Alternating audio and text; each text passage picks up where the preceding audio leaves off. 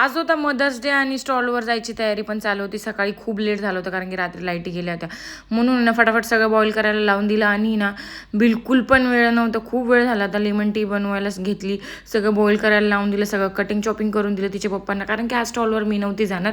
मी थोडी लेट जाणार होती कारण की आई नाही आहे. जेव्हा लाडू झोपेतून उठेल तोपर्यंत आमच्या दोघांचा स्वयंपाक, एक टिफिन होता.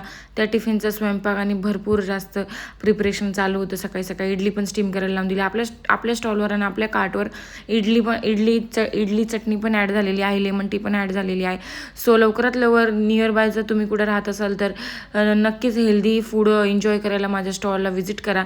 आणि व्हिजिट एक दिवसाआधी जर तुम्ही लांबून येणार असाल तर एक दिवसाआधी मला DM करून द्या की दीदी मी उद्या कार्टला व्हिजिट करणार आहे. सो प्लीज अवेलेबल राहा म्हणून. कधी कधी मी बेबीमुळे स्किप करते स्टॉल लावायचं, तर मला एकदा सांगून द्या DM मध्ये की मी येणार आहे.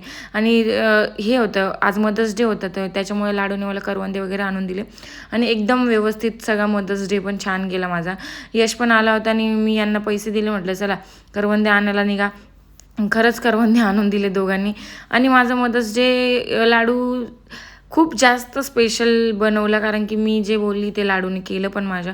आणि इथे मस्त आम्ही कॅमेल राईड घेतली. आजींना पण भूक लागली होती. आजींना पण खायला देऊन टाकलं.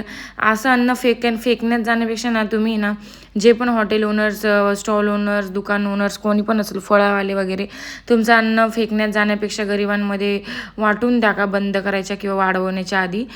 तर ते बेस्ट राहील आणि तुम्हाला आशीर्वाद पण भेटेल, सगळ्या ब्लेसिंग्स पण चांगले भेटेल. आणि असा होता आमचा आजचा दिवस. तुमचा कसा होता नक्की कमेंट करून सांगा. आणि इथपर्यंत आलाच असेल तर माझं यूट्यूब चॅनल, फेसबुक चॅनल आणि इंस्टाग्रामला सगळीकडे फॉलो करून घ्या. आणि बेलायकन क्लिक करून द्या म्हणजे न्यू नोटिफिकेशनसाठी तुम्हाला इन्फॉर्मेशन भेटतच राहील. आणि गर्दी एवढी झाली होती की सगळं सॉल्ट झालं.